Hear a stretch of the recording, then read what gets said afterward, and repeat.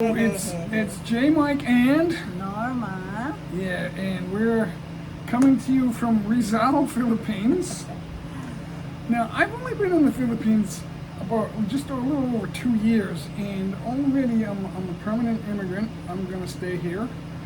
Aren't you lucky? Yes, I consider myself one of the luckiest men, in more ways than one. Lucky guy.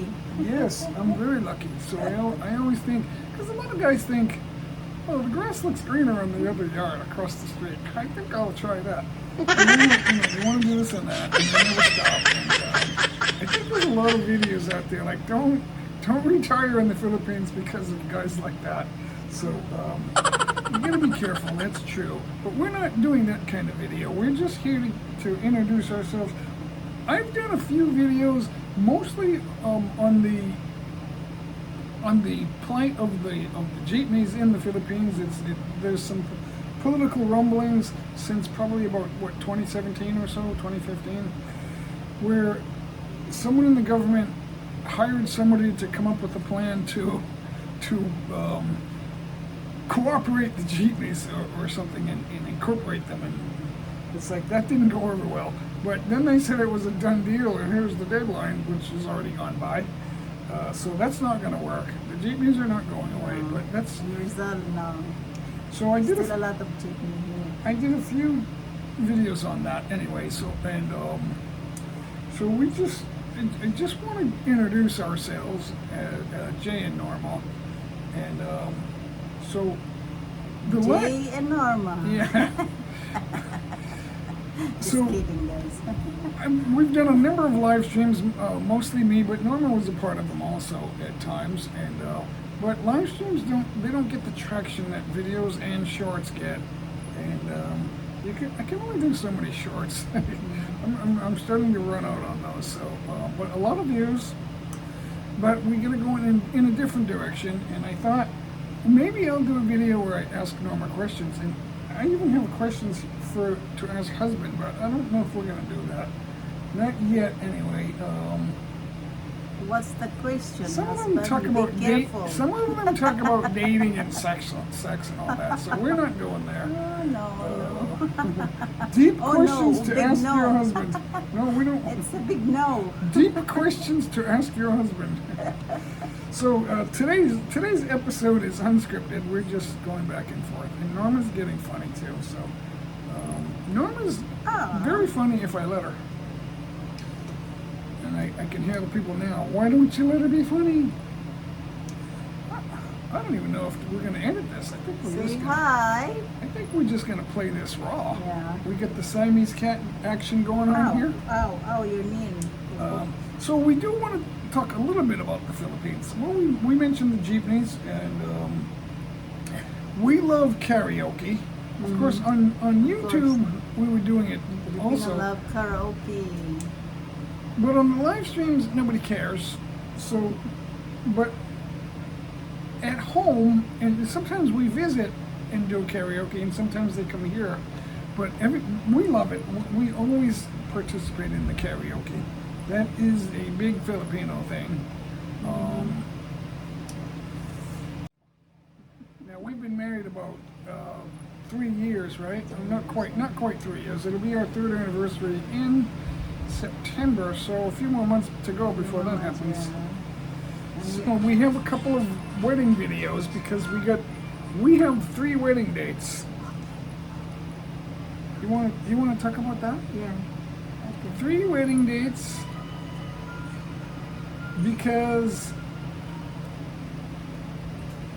we got married to travel during the travel ban. In order to get a visa, I had to go for the 13A. So we got married online with the Utah County, and that included an apostille signed by the Lieutenant Governor of Utah, and there was an agreement. Apostille countries, there's about I think there's close to 100, maybe not quite 100, maybe like 87 countries that are a part of the apostille, where certain types of documents are agreed upon to be authentic.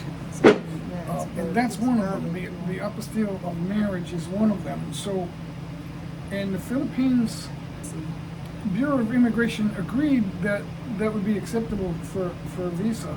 But when I applied for the permanent residency, the permanent immigrant status, somebody at the Bureau of Immigration said, we're not allowed, accepting yeah. that. We don't like that. accepting I don't like that. So online reading, because here in the Philippines, they're not accepting that. So that's when we found out the Bureau of Immigration has a lot of clout.